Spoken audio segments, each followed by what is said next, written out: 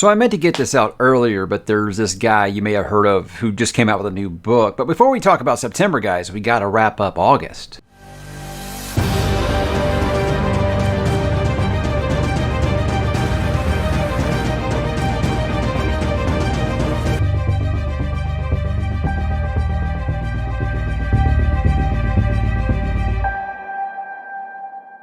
Hey, what's up, bookworms? Mike back with another monthly wrap-up, this time for August of 2022. So, yeah, a little later than usual, but, I did do a book haul early this month, so this was, just going to be pushed just a little bit, but like I kind of said there is a new release that came out and kind of really distracted me, and I realized, hey, yeah, I still need to record that video, so better late than never, guys. So we're going to go ahead and talk about that in my book a month and all of these fun things for the month of August, which was quite a slamming month, in my opinion, as far as what I read. We're going to begin with that, what I read in the month of August. I read 8 books, sorta, because there is a DNF in there.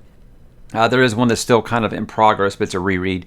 And there's 6 I actually finished. Let's kind of talk about those now. First up, J Legacy by Fonda Lee was one that I was kind of, I don't want to say I was disappointed as much as at first I was kind of just confused, because it was far and away seemed to be the feedback was that was the best one in the series.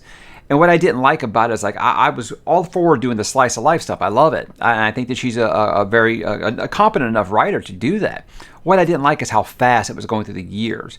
But as the novel went on, I got to say, I felt like the ending was the best ending out of any of them in the series. I felt like the whole third act was probably the best out of any of the books in the series. So I was satisfied with how it wrapped up. I wouldn't mind seeing her revisit that world again, and maybe we'll bring that up when I do talk to her here in a couple of weeks on the channel. But I can highly recommend the Greenbone Saga by Miss Fonda Lee. Very, very good, guys. I did the Stephen King read for that month, which was The Green Mile, which I hate to just constantly throw out the word underrated. It just feels like this is a Stephen King book that you never hear anyone put in their top 10 or anything. And I gotta wonder when I get back to doing my rankings, and yes, part 3 will be coming rather soon, guys. When I get back to my rankings, where I'm gonna put this, because it's an amazing book. There's not a single thing wrong. I have 0 criticisms of it. 0. It's that good. It's just an impressive book. I don't feel like I ever hear even constant readers really bring it up when they start rattling off their favorite books by Cy King. So I think it's one that if you like the movie, guys, you're going to like the book even more, because it somehow is even more crushing than that movie is, but in a good way. In the way that King can, he knows how to make it hurt so good in so many ways with some of these books when he's telling you something quite tragic. But yeah, Green Mile, incredible book. It was the first time I had read it since it was being released, monthly as serial novels. So it was a real fun time for me to revisit that. And just a beautiful story. The Godfather by Mario Puzo. This is one off my bucket list, guys. This is one that I've wanted to read since forever. I mean, since I first watched that movie as a teenager, just fell in love with it. I always said, yeah, I'd like to read that book. And I finally did go about doing that. Wife bought me a nice hardcover copy of it for my birthday, and I said, perfect timing. Let's go ahead and do that now. Had a great time with it. The Forgetting Moon by Brian Lee Durfee. I did a review for this one recently, you might have saw, guys. I'm glad that that review is getting more interest than a lot of reviews I've done on the channel, and I hope that is for a reason the people that were kind of on the fence are going to decide to do it now, because, guys, this was everything that I look for in a modern fantasy book. I absolutely loved it, and I talked about why in that video, and I'm excited to do the sequel book now, Blackest Heart, which I'll be doing after I finish the new Stephen King book. But yeah, it's just a wonderful read, and I think any fantasy fan, especially if you're a fan of Bernard Cornwell, John Gwynne, maybe a little Joe Abercrombie, I think you're going to find a lot of things that you like about that series. And the final book's coming out this fall, guys, so you don't have to wait for it to finish up. So if you want to go ahead and start now, Forgetting Moon would definitely be one I'd recommend that you do. A little quick read, a novella. I'd actually intended to originally do this one in October for spooky season. But the book I'm going to talk about in a second here, I felt like I kind of needed to wash my eyes out a little bit. But with this one, this is a Hellmouth by Giles Christian. I just wanted kind of a change of pace, something like that. Just something quick. completely different feeling genre, and this is really cool, guys. I love it. I think a lot of these historical fiction writers really should try their hand at horror more, because it really, really works. Like a medieval horror fantasy is just a lot of fun. And I would probably say this book might have been my book of the month if it were a little longer. It was really short. It's like 60 pages. I read it in two sittings. Would have been one sitting if I hadn't started on a lunch break at work. But yeah, amazing, amazing read. It's got me interested in reading more Giles Christian, even if he doesn't do horror. After reading this, I do hope he does more horror in the future, because he's very good at it. He is very good at it, and I would have loved to have seen more. But yeah, I definitely say, guys, pick that up if you haven't. It's a really, really quick read, obviously, but it's excellent. It really, really is excellent. The DNF, the book that I said I kind of need to wash my eyes out with, if you guys saw the thumbnail I did where I was choking myself, is because I talked recently about books I'd like to give another try, and that was one of those was the Night Angel trilogy by Brent Weeks. So I went ahead and picked it up again, started reading the first book, The Way of Shadows, and basically all the criticisms I had of it before, they might have been actually worse this time. So this one didn't really change on a reread, and I won't say it demotivated me from some of the other ones in there, but I thought, maybe sometimes that first reaction might be the right one from you. Now, there are some things I think that as you get older, maybe you would appreciate more that you didn't appreciate. Like, I want to redo the Silmarillion, because I think that when I read that as a teenager, I wasn't ready for anything like that. I think now maybe I might be a little more interested in something like that. But with this, no, it was a no for me. And I was about 2/3 through it and just said, I don't feel like I'm going to read book 2 or 3 after this, so why am I going to force myself to finish? So yeah, I just say Night Angel is going to be something I never, ever finish, guys. And if you love Brent Weeks, I am not taking that away from you. He's just not a writer that works for me. So, yeah, it's good to know. Have some finality on that. But, I've got 6 hardcovers over there that, yeah, I paid way too much for to get rid of. Crystal Shard by R.A. Salvatore, returning to the world of Dris Duerden. This was just kind of an on-the-fly thing. I said that I want Dris to kind of be like my new Dresden Files. Just my comfort reads, if you will, in between, big epic fantasy books, something that you can read in a couple of days because they're short, quick reads. And that's definitely what the Crystal Shard was. I had a lot of people tell me that if I read Dark Elf first, I might not like Icewind Dale as much because his writing style did improve by the time he wrote Dark Elf. I think that Crystal Shard might be my favorite Dris book yet. So there is that. I liked how it almost felt very Tolkien-y in the way that, Dris actually had friends and stuff. Actually had companions instead of just him and Guinevere, which I do love Guinevere and I do love Dris. But yeah, some other characters. I love Brunor. I love Regis. I think these are all really, really great characters.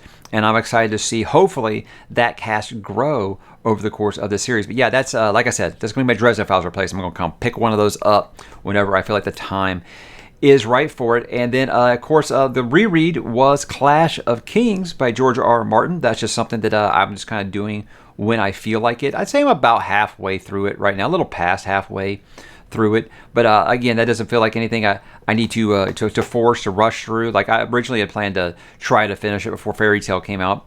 Didn't happen, but that's okay. And, I'm reading Fairy Tale now. I'm going to be reading Brian's book before I go back to it. So I think that with that, it's like, I'm not worried about forgetting the characters or lands or anything. I know that world inside out. But yeah, I am enjoying my reread of that. And I'll be getting back to that sometime later in the month, guys. So book of the month, right? This is always the big question. And I'm not going to lie, guys. This was a hard decision. Hardest one this year. This is the first time I almost thought about wimping out and doing a co-winner, a co-book of the month. But I'm like Highlander here. There can only be one. And guys, I gotta go with The Godfather by Mario Puzo. Now, you gotta look at the fact that 1, this is one of the greatest books ever written. 2, it is the premise for one of the greatest movies ever made. And I think that movie, without a doubt, no questions asked, is a top 5 movie all time for me. And I can confidently say that movie is in that book. It wasn't too far stretched. There are changes, there's differences, but it was every bit as good as the movie to me, and I absolutely loved it. Like I said, I kind of treat it like a director's cut of that movie. But when you're talking about one of the greatest books of all time, I don't feel bad about this decision. The runner-up was obviously The Forgetting Moon, which I did really love. But again, it's taking one of the greatest books I think of all time to knock off that one. So in a normal month, it would have been Forgetting Moon, but this month it is going to be The Godfather. Guys, if you are into organized crime at all, I think this is the book for you. This is the story that every gangster, mafia, mobster movie or book has tried to copy ever since it first came out and completely blew people away.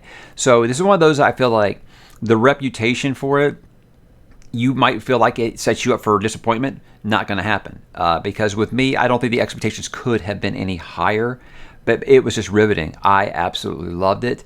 I loved all the stuff that we didn't get to see in the movie. And there's even some stuff from Godfather 2 that is in that book. So you are a fan of Godfather 1 and 2, the movies. I think you will absolutely love the book. If you're just interested in organized crime, I think you're going to see why. It is widely considered the greatest of that genre. So yeah, definitely pick it up, guys. That one is without a doubt going to be a top 10 book for me at year's end. So book of the month for August, The Godfather by Mario Puzo. Definitely worth it. And watch The Offer on Paramount Plus too, which is all about the making of that movie. And you have so much stuff about the book in that show as well. So it was just like a perfect storm for me to be watching that show and reading the book at the same time. Really was a fun experience. Let's talk about some channel growth for the month, guys. Did get some new growth this month. Actually, this is one of the better months we've had in a while. 2,584 new subscribers. That's up 311 over July. 57,000 hours of watch time, which somehow is exactly the same as July, and 372,000 views, which was down about 4,000 from July. So I did only get out, I think, 15 videos this month, which I know is still weird to say only. I think I've been getting, 4 videos a week up, but, sometimes some things happen that just didn't quite happen. I did have some longer form stuff, like I didn't get in a Talk About Nothing or Saturday Night Nights this week because of schedule conflicts. It just didn't work out. Jay from Capturing Words had to cancel kind of last minute, and then I couldn't get 4 people together for Saturday Night Nights. So those were kind of put on hiatus. And I'm going to be having Nicholas Eames on this month for Talk About Nothing, but that's kind of why it kind of fell by the wayside this month. But pretty good month. I think that the channel growth as far as subscribers goes, that Sandman video did bring in some new eyes to the channel, talking about season 1 on Netflix. I think that probably did bring in some new eyes, and they decided to stick around, and I hope that they are enjoying themselves. I think more people would stick around that like that video than people maybe who watch like my Elvis video, which has 40,000 views now. Sure, that brings a lot of new eyes on the channel, but they say this guy just reviews books, not movies. I don't know if that's really for me, but a good chance that people who've read Sandman, because my video was very much about how it compared to the comic book, I could see maybe those people sticking around a little further. Speaking of that Sandman video, let's talk about the most popular content for August. Sandman season 1 on Netflix, 15,000 views. Look, I enjoyed the show a lot. It was way more faithful than I ever expected. I thought that other Neil Gaiman fans or fans of Sandman would feel the same way as I do. Apparently, it's pretty mixed. There's a lot of fans of the comic who did not like it. Me being a huge fan of the comic, I thought it was great because I never expected it to be even I didn't expect it to be recognizable, really. And it's just most of that show, it is damn near panel for panel with the comic. I understand some people just, if it doesn't look exactly like it did on the page for them, they're never going to accept it, and that's fine. Like I always say, guys, my opinion on these things does not invalidate your opinion. So that's why I really did like the show, because I felt like it was true to the comic. I felt like I was watching the comic, and I've been waiting for that adaptation since high school, so I was very happy with it. Books I'd like to try again, I mentioned that earlier, 13,000 views. Books that, sometimes you read them, you're just, you're not ready for them. You're just not in a fantasy mood at the time or a sci-fi mood at the time. Maybe you just weren't old enough. Maybe you'd like to revisit them and think that, maybe a book 1 in a series isn't as good as you want it to be, but then like 2 and 3 were really great. So maybe you'd like to go back and revisit and see if you'd like them more now. That's kind of what that video was all about. It was never really meant to be these are series that, I shit canned, and I say maybe I'll give them another try because you guys complain about it. Not at all. These are books that I just think that maybe where I'm at right now, I'm older, I'm matured. I like to believe I have, but I still laugh at every time my kids say they're looking for wood on Minecraft. I still giggle, and I don't think I'm matured at all. But as far as reading goes, I feel like maybe I can experience some of those books again, in a different way this time. Now, I'm 0 for 1 now because of Brent Weeks, but I'm still going to remain positive that some of those I would like to try again. My book haul for July, always one of the most popular videos of the month. This is the first time it hasn't been the most popular video of the month in a while. 12,000 views, so that's always fun to see. I enjoy doing the book hauls, and apparently my audience enjoys seeing the book hauls, getting to see all those new things, and me getting to say thank you to you guys for sending me stuff. But always a lot of fun to do a book haul. My 75,000 subscriber AMA, my live stream that I did in celebration of crossing 75,000 subscribers, has 10,000 views. So thank you guys who joined me for that one. Some favorites that really, maybe some favorites that I really liked that didn't hit those numbers. My Forgetting Moon one, I love that book. I already kind of talked about it, but again, really, really good. So I hope you guys will check it out. If you're on the fence about that book, I really think you'd like it. House of the Dragon content that I'm doing with Scott and Madison. Obviously, that's Throne Zone, talking about House of the Dragon, but I also did a review for Fire and Blood, and why I think that maybe it's a good idea for you to read it before you watch the show. And I also did a trailer breakdown talking about why I was excited about it. So 3 episodes in, guys, I feel like I have been vindicated from saying that this was going to be a really, really good show, because it's been really, really good, even better than I was expecting so far. And I am enjoying talking about that. I feel like it has really revitalized my love for Song of Ice and Fire that never really went away, but it's just made me kind of remember, hey, I know the series ain't finished, but you still love what's there, and I do. So I'm enjoying all of that stuff. How about flop of the month, real quick? I like to stay positive on the channel, but every once in a while you got to look at one and be like, that one didn't really hit with my audience. 3,700 views.